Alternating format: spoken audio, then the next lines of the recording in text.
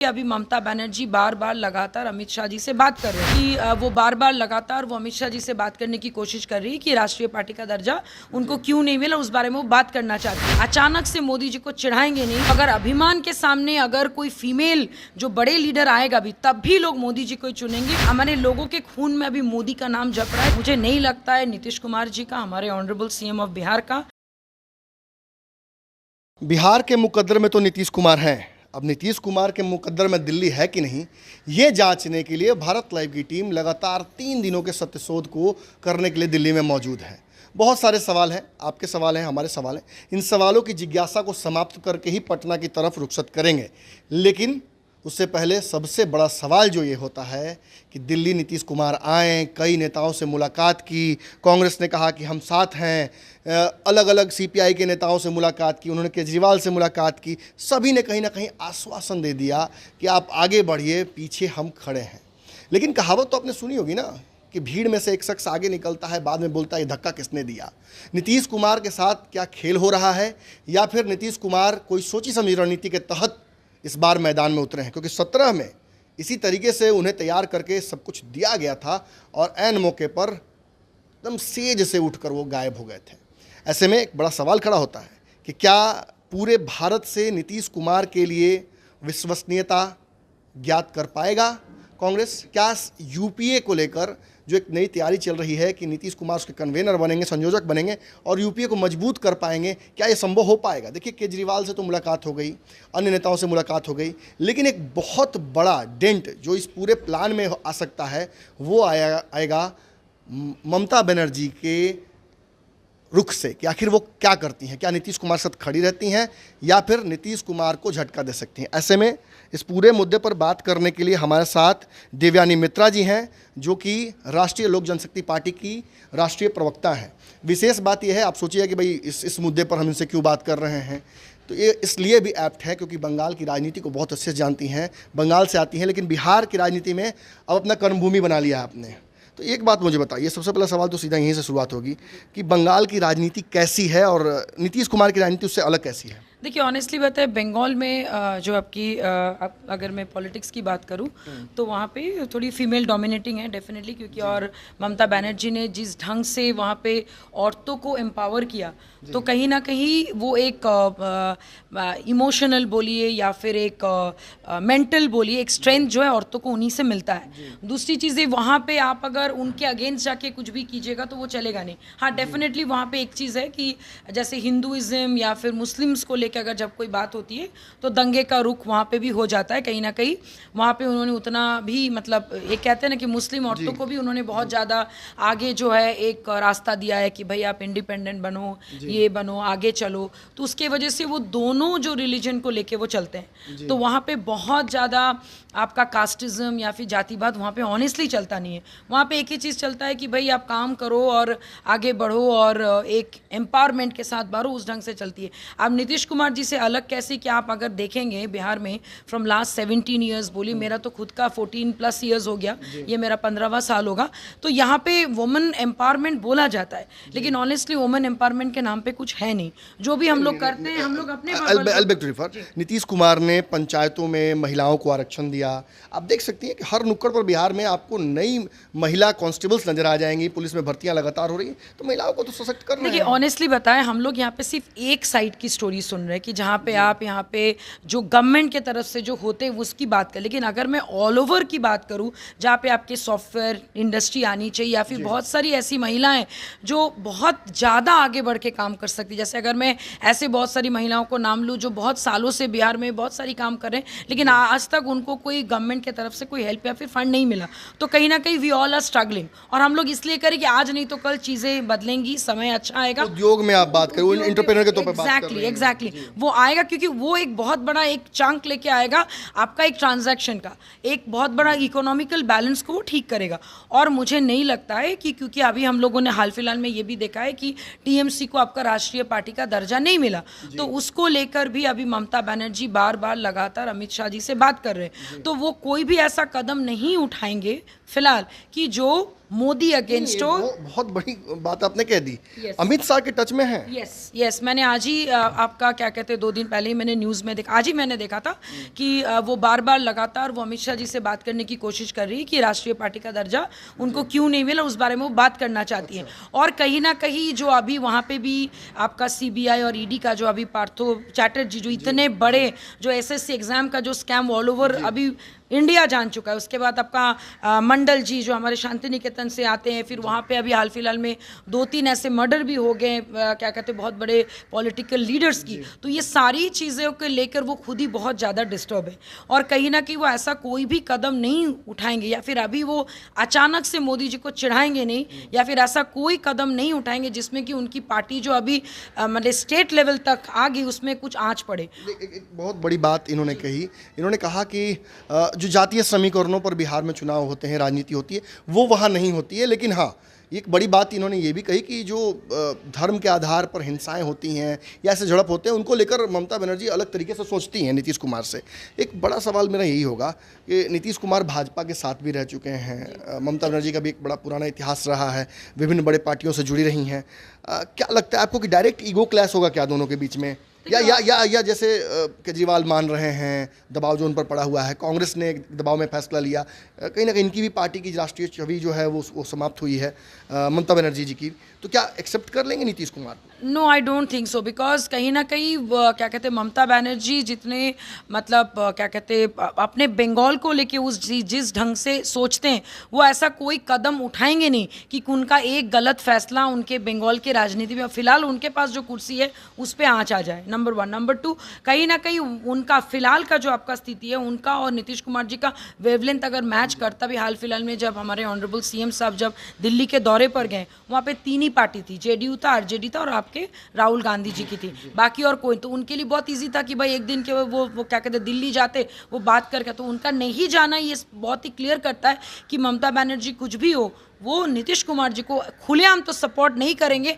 ना वो पीछे से करेंगे ना वो आगे से करेंगे, डेफिनेटली वो नहीं करेंगे कि भाई हाँ ठीक है आप करो मैं आपके क्या समय आने पर मैं आ जाऊंगा। She will not work like, वो एकदम आउटस्पोकन लेडी है, करना होगा तो सामने आके बोलेंगे, नहीं तो I can clearly feel that कि आपका पॉलिटिकल डिफरेंस जरूर है ममता बनर्जी के साथ, but you admire her, you know deep down कि वो नीतीश कुमार को एक्सेप्ट नहीं करेंगे। बिल्कुल, and being the lady she is, actually आपने एकदम सही कहा, because being a lady and जिस ढंग से और वो जिस पेन के साथ वो TMC फॉर्म किए थे, इतना मार खाना ये खाना बहुत गट्स की बात होती है Naman ji. And I have seen, because बचपन में हम लोग देखते थे कि भाई क्या कहते हैं आपके एज सच नहीं कि आपके बंगाल बहुत आगे आपका उद्योग में निकल गया, लेकिन बहुत सारी ऐसी चीज़ उनके रहते हुए मिलाए जो शायद बिहार में हो सकता था, क्योंकि जब हम लोग कंपैरिजन करेंगे स्टेट वाइज तो हम लोग देखेंगे कि बिहार बंगाल से भी पीछे है। You have friends in TMC, I know that.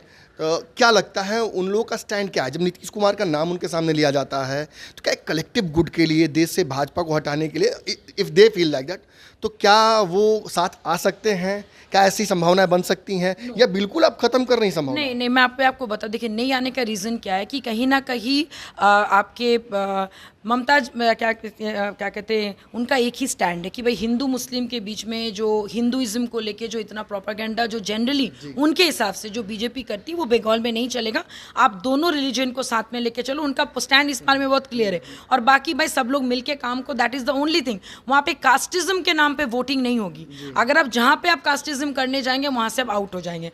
That is why जब लास्ट टाइम जब इलेक्शन के टाइम पे शायद if I am not wrong हमारे ऑनरेबल PM एक भाषण में दीदी जैसा जो कोटेशन यूज किया था उसको लेके बहुत ज्यादा जो बंगाल की लेडीज वो गुस्से में थी। तो रीजन ये है कि वहां पे औरतों को असम्मान करके या फिर आप हिंदू मुस्लिम करके आप नहीं कर सकते। और यही पे डिफरेंस हो जाता है हमारे नीतीश जी का, क्योंकि उन्होंने वो अपने आप को वो PM-शिप का वो दर्जा दे रहे। तो ममता बनर्जी सीधा देखेंगे भाई आपका रिपोर्ट कार्ड में तो सारा चीज़ जीरो है, तो why shall I promote a leader जो आपने बिहार राज्य के लिए कुछ नहीं किया, क्योंकि even she is also thinking as a PM contender, जबकि उनकी पार्टी अभी जो है वो राष्ट्रीय पार्टी का दर्जा नहीं मिला। तो अभी उनका ओनली लक्ष्य है दो चीज़ कि भाई हमको किसी भी तरह हमको 25 में जो है अपना ये कर लेना है, और दूसरा हमको अपनी पार्टी को राष्ट्रीय पार्टी का दर्जा देना है, जिसके लिए वो बार बार अमित शाह जी के टच में। राहुल गांधी जी रास्ते से लगभग हट से गए हैं, जो उनके साथ हुआ है, उनकी सदस्यता समाप्त हुई है। नीतीश कुमार जी को आप रिजेक्ट कर रही हैं, कई और नेता रिजेक्ट कर रहे हैं।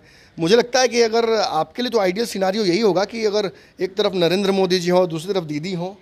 नहीं, अगर ऐसा सी सिचुएशन आएगा, नहीं है उनसे तो क्यों नहीं वो हो? नहीं देखिए, मज़ा तो एक्चुअली तब आएगा जब इट शुड बी लाइक दीदी वर्सेस बंगाल वाला जो सेमीफाइनल उसका फाइनल हो जाएगा। हाँ एग्जैक्टली।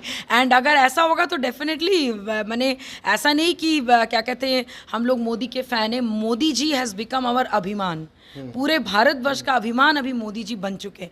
तो अगर अभिमान के सामने अगर कोई फीमेल जो बड़े लीडर आएगा भी, तब भी लोग मोदी जी को ही चुनेंगे, क्योंकि हम लोगों के अभी रग रग में, आप बच्चे से पूछ लीजिए, पीपल मैंने लोगों के खून में अभी मोदी का नाम जप रहा है। रीज़न बहुत सिंपल है, द वे हमारे अगले जनरेशन को, हमारे जनरेशन को उन्होंने परिचय करवा दिया है कि भाई हिंदुइज्म क्या होता है, जो एक्चुअली हम लोग एक समय पहले 8 साल पहले भूल चुके थे। That is the very important factor जो अभी काम कर रहा है। ऐसा तो नहीं है कि देवयानी मित्रा जी के धर्म संकट हो जाएगा अगर एक तरफ प्रधानमंत्री हो, दूसरी तरफ दीदी हो, तो ऐसा तो नहीं होगा कि देवयानी मित्रा जी थोड़ी देर के सोचने लगेंगे कि क्या करे भाई? नो नो नो, नॉट, मैंने एकदम नहीं। Reason, yes, I am very much clear in that, and that is why अभी जो मैं एनडीए के तरफ से या फिर आरएलजेपी में मैं हूँ, तो मैं इसी थॉट प्रोसेस के साथ ही आई थी कि भाई मैं अपने एथिक्स के साथ मैं कॉम्प्रोमाइज़ नहीं करूँगी।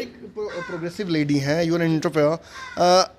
आपको लगता नहीं है कि मतलब हिंदुइज्म वाला जो रिटोरिक आप लेके चल रही हैं, वो आपके इमेज के लिए या पॉलिटिकल जो आपका स्ट्रक्चर है आपकी पार्टी का या आपका भी ओरिएंटेशन है, उसके लिए घातक होगा? नहीं, मुझे ऐसा नहीं लगता है। क्योंकि ऐसा होता नहीं है, people don't usually associate hardcore Hinduism with person like you. I know. देखिए, मेरा एक बहुत क्लियर स्टैंड है, क्योंकि अगर मान लीजिए कोई भी रिलीजन से आप आते हो, सबसे पहले तो मेरा पैदाइश अगर हिंदुइज्म में, उसमें मेरा कोई हाथ नहीं है।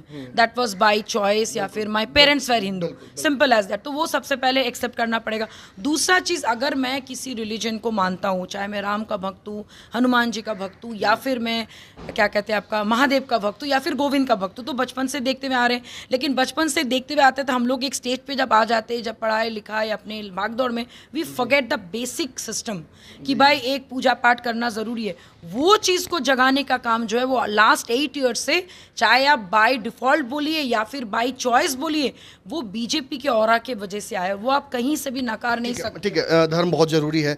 डोंट यू फील कि बीइंग एन एंटरप्रेन्योर, अगर आपको सरकार प्रमोट करती, अर्थव्यवस्था और अच्छे से चलती, युवाओं को रोज़गार मिलता, भारत का जो स्टैंडिंग है इंटरनेशनल फ्रेटर्निटी वो इम्प्रूव होता, तो वो ज़्यादा बेटर होता? डेफिनेटली। देखिए, राम मंदिर से कितने लोगों का पेट भर जाएगा? नहीं, देखिए, यहाँ पे मैं प्रोग्रेसिव, अगर मैं इंडिया की बात करूँ तो ये भी इम्पॉर्टेंट है। और अगर मैं आपको बताऊँ कि ऐसा नहीं, फ्रॉम मैंने अगर आपका 100 कंट्रीज़ के जो लीडर्स है, वो सबसे best PM of the country अगर कोई है तो हमारे नरेंद्र मोदी जी को, नॉट बिकॉज ऑफ आपके, बिकॉज वो हिंदुइज्म को प्रमोट किए बोल के नहीं, बिकॉज उन्होंने अपने राज्य का, अपने देश का नाम उस जगह पे लेके गए। आप चाहे वो स्पोर्ट्स बोलिए, बाप रे, डिजिटल इंडिया आप देखिए कितने तरक्की पे गए। हम लोग तो सोचे भी नहीं थे कि बच्चा आजकल डिजिटल इंडिया के थ्रू इतना आगे बढ़ जाएगा। तो कहीं ना कहीं ये कंट्रीब्यूशन है। हाँ, ये अलग बात है कि उन्होंने रिलीजन के साथ साथ उन्होंने प्रोग्रेसिव का एक कॉम्बिनेशन बना दिया है कि आप जो हो वही आप दिखाओ। You don't have to manipulate yourself because you are into a pressure. तो उन्होंने वो प्रेशर पॉलिटिक्स वाली जो राजनीति थी कि अगर ये पार्टी को सत्ता में लाना है तो हमें मन में जपना पड़ेगा कुछ और घर में जाके वो नहीं, जो भी अभी आप लाउडली क्लियरली आप अपनी बातों को रख सकते हो, ये वॉइस नरेंद्र मोदी जी के वजह से ही आया है। एक सवाल बार बार खड़ा कर रहा है विपक्ष, मौका भी मिला है, आरोप लगाया है, गवर्नर रैंक के एक रहे नेता ने लगाया है कि भाई पुलवामा जो अटैक है वो पूरी तरीके से फिक्स था और उसमें प्रधानमंत्री का जो रोल था, it was not up to the mark. इस पे क्या कहना है आप? देखिए, ऑनेस्टली बताए, पुलवामा अटैक में जिस ढंग से उन्होंने जवाब दिया, दैट वाज कमेंडेबल। एंड अगर मैं आपको बोलूँ उरी का अटैक बोली या फिर जो एयर स्ट्राइक जो हुआ था, अभी तक किसी ने ये हिम्मत ही नहीं की थी कि भाई आप अगर गोली चलाओगे तो 10 गोली हम भी चला देंगे। तो ये एग्रेशन और ये इससे पहले वॉर्स हुए हैं, इंडिया ने कई वॉर जीते हैं, कांग्रेस रेजिम में भी नहीं देखिए जीते, लेकिन जिस ढंग से उन्होंने बता दिया, उन्होंने ये नहीं बताया कि हिंदू वर्सेस मुस्लिम, उन्होंने ये बताया भाई अगर आप गलत होगे तो आपको गलत सजा ही मिलेगा। The way Yogi ji is doing and we are so proud of him. भले इसको लोग अलग अलग चीजें बताएं कि हम लोग मुस्लिम के अगेंस्ट जा रहे, बीजेपी एज सच कहीं पे भी ऐसा नहीं है। यहाँ पे बहुत क्लियर कि भाई आप हिंदू हो मुस्लिम हो, अगर आप एक आसामी हो, अगर आपने गोली चलाई, अगर आपने हत्या किया तो उसके बदले या तो आप क्या, और उनका जो मिशन का नाम था मिट्टी में माफिया, तो ये बहुत क्लियर स्टेटमेंट है। और ये लाउड एंड क्लियर स्टेटमेंट आज तक आपने किसी नेता का इतने सालों से मैंने तो नहीं देखा है, जब से मैंने थोड़ी बहुत समझ रखी है। He walks the talk. He walks the talk. And not only that, the way हमारे पीएम साहब बोलिए, जिस ढंग से चीज़ों को बैलेंस करके चले, इमोशन उसके साथ मेंटल स्ट्रेंथ उसके साथ एग्रेशन, ये कॉम्बिनेशन लाना मुझे नहीं लगता है नीतीश कुमार जी का, हमारे ऑनरेबल सीएम ऑफ बिहार का, ऑनरेबल सीएम ऑफ बंगाल का या फिर किसी स्टेट का उस ढंग से वो कर पाए। उदय तो इसी तरीके से नरेंद्र मोदी जी का भी हुआ था, वो भी एक स्टेट के सीएम थे, वहाँ उन्होंने कार्य किया, लंबा समय दिया, जिसके बाद लगा जैसे कि जनता को पसंद आए, तो फिर एक रेटोरिक बना और फिर उसके बाद उन्हें प्रधानमंत्री तक पहुँचने में आसानी हुई। तो अब ये सवाल खड़ा होता है कि आखिर जब नरेंद्र मोदी ये काम कर सकते हैं तो एक स्टेट को डेवलप करने वाले नीतीश कुमार, तथा कथित जंगल राज से बाहर निकालने वाले नीतीश कुमार, महिलाओं को सशक्त करने वाले नीतीश कुमार क्यों नहीं देश के प्रधानमंत्री बन सकते हैं? कमी क्या है उनमें? नहीं, ऑनेस्टली कमी उन्होंने एक ही है कि वो जो बोलते आजकल वो करते नहीं है। वो जैसे अभी जैसे आपका शराबबंदी का जो कानून है, आप देखिए 2016 if I am not, I think 14-15 के बाद से ही आया है, एंड उसके बाद से वो 16 में आया था, उससे पहले ये एक उद्योग था, 500 CR की एक टर्नओवर होती थी। जब बंद हो गया तो वो 70,000 करोड़ का टर्नओवर हो गया जो ब्लैक में। तो भाई वो पैसा किधर गया? तो आपका जब ये सिस्टम फेल, आप मान नहीं रहे हो, आपने जिद पे अड़े हो, भाई आपको उसको ही लागू करना, आप एक मॉडल लेके लागू करो। जिनको पीना है वो आज भी पी रहे हैं, पॉलिसी बनाने में गलती कर दी। एंड कहीं ना कहीं पॉलिटिक्स में आप जब इतने बड़े नेता, ठीक है मान रहे आप 8 साल से क्या कहते हैं 8 टाइम्स अपने क्या कहते हैं सीएम की कुर्सी आपने संभाली, एक अलग अचीवमेंट है, लेकिन उस अचीवमेंट से जनता का कुछ भला नहीं हुआ। आपने your party supports the idea of शराबबंदी but not the implementation at all, क्योंकि भाई जब बनाने वाले जिंदा है, जो पी रहे हैं उनको आप मुआवजा दे रहे हो, फिर वो पिएगा, फिर व्हाट इज द गारंटी कि उस मुआवजे के पैसे से वो फिर नहीं पिएगा? आप कितना भी लिखा लो, लत बहुत खराब चीज़ है, आपने लोगों को एडुकेट नहीं किया। तो इसको आप एज अ उद्योग या फिर ऐसा कुछ ऐसा पॉलिसी लाइए कि भाई अगर वो चालू भी हो तो विद अ प्रॉपर क्या कहते हैं एक डेकोरम के साथ, कि भाई पैसा भी आ रहा है, लोग वहाँ से पैसे भी कमा रहे हैं, जिनको पीना है वो पी भी रहे हैं, और लोगों की मरने का संख्या से वो 0 बराबर हो जाए। और ऐसा नहीं है, देखिए दिल्ली बोलिए या फिर कोई और स्टेट, एवरीवेयर देयर इज शराब, बट ऐसा नहीं कि रास्ते में जो लोग जा रहे हैं वो गिरते पड़ते मर रहे हैं। 3 दिनों से आपकी पार्टी ब्रेनस्टॉर्म कर रही है दिल्ली में, क्या आइडियाज़ निकल कर आ रहे हैं? हमने सुना कि 11 सूत्री कोई कार्यक्रम भी आपने लॉन्च किया है, प्रस्ताव कुछ पारित किया है, क्या है आइडिया? देखिए ऑनेस्टली बताएं, सबसे पहले तो क्या कहते हैं ये है कि हमारे जो अभी जो आपका जातीय जनगणना हुआ था उसमें सर का यही कहना था कि भाई क्योंकि दलित बोलिए या फिर अति पिछड़ा बोलिए या फिर ओबीसी, इनकी संख्या भी तो बढ़ रही है, तो आबादी के अनुसार अगर आरक्षण हो तो ज़्यादा बेटर हो। उसके अलावा जो अभी शराबबंदी जो कानून जो लागू हुआ है उसको नई सिरे से और उनका मॉडल के ऊपर एक बार सोच लिया जाए। ऐसे बहुत सारी और भी चीज़ें हैं जिनके ऊपर हम लोगों ने चर्चाएं की है, और महिलाओं के लिए ज़्यादा, लेकिन सेंटर में बिहार ही था पूरे डिस्कशन के। बिल्कुल मेन आपका बिहारी था, उसके अलावा भी बाकी सारे बहुत सारे और भी जो स्टेट से लोग आए थे वहाँ पे, और मजबूती से हमारे जितने भी आपके दलित के जो भाई बहन हैं उनको लेके आगे एक उत्थान का जो ये है प्रोग्राम है, संगठन को और मजबूत करने का जो प्रोग्राम है वो सब धीरे धीरे हम लोग लॉन्च करेंगे। और अभी क्या कहते हैं आपका 21 से लेकर 24 तारीख तक लगातार हमारे ऑनरेबल मिनिस्टर सर वो हाजीपुर में रहेंगे, वहाँ पे भी एक के बाद एक बहुत सारे और कार्यक्रम में वो पार्टिसिपेट करेंगे। झारखंड में हमारा वहाँ पे एक बहुत बड़ा कार्यालय आ रहा है, बंगाल में आ रहा है, ऐसे बहुत सारे और भी स्टेट में हम लोग धीरे धीरे इसको कर रहे हैं। Thank you for talking to us Devyani ji. But wait, मेरे पास आपके लिए एक लास्ट सवाल है। This is no optional question. If I give you an option, आपको एक चुनना हो, प्रधानमंत्री नरेंद्र मोदी और प्रधानमंत्री Nitish Kumar, which one will you pick? Definitely PM, क्या कहते हैं पीएम आपकी Modi ji, any day. Give you another choice, प्रधानमंत्री नरेंद्र मोदी, प्रधानमंत्री Mamata Banerjee? Again I will go with Modi ji because वो हमारे अभिमान है और अभिमान क्या कि कुछ नहीं है. Respect is first then anyone. You didn't even blink. No I will not blink. तो ये देवयानी मित्रा जी हैं, इन्होंने साफ तौर पर ये बात कह दी है कि अगर नीतीश कुमार को प्रधानमंत्री बनने की इच्छा है निश्चित तौर पर बने, लेकिन विपक्ष से अगर सपोर्ट वो खोज रहे हैं तो ये बंगाल से होना संभव नहीं है. बंगाल इनकी जन्मभूमि है, कुछ दिनों तक कर्मभूमि भी रही थी, फिर बिहार में इन्होंने राजनीति शुरू की है. एक एंटरप्रेनर है, हार्डकोर हैं हिंदुत्व के तरफ, और साफ साफ कह रही हैं कि नरेंद्र मोदी से बेहतर चेहरा इस वक्त नहीं है देश की सियासत में. अगर नीतीश कुमार ऐसा सोचते हैं कि वो नरेंद्र मोदी को बदल सकते हैं, उनकी जगह कुर्सी ले सकते हैं, तो उन्हें फ़िलहाल ये समझ लेना चाहिए कि खुद विपक्ष के नेता उन्हें एक्सेप्ट नहीं करेंगे. साफ तौर पर कहा कि ममता बनर्जी इस नाम के लिए तैयार नहीं होंगी. अगर ये वीडियो पसंद आई और वह बिहार के राजनीति और बिहारियत से सरोकार रखेनी तो सब्सक्राइब बटन दबा के चैनल के सब्सक्राइब कर ली. ओजे एगो घंटी बा, ओकरा बटन दबा देला से कुल सटीक और मारक खबर रुआ मुफ्त में मिल जाई. अगर रुआ पत्रकारिता के हमनी के नया प्रयोग में सहयोग कर चाहतानी तो ज्वाइन बटन दबा दी.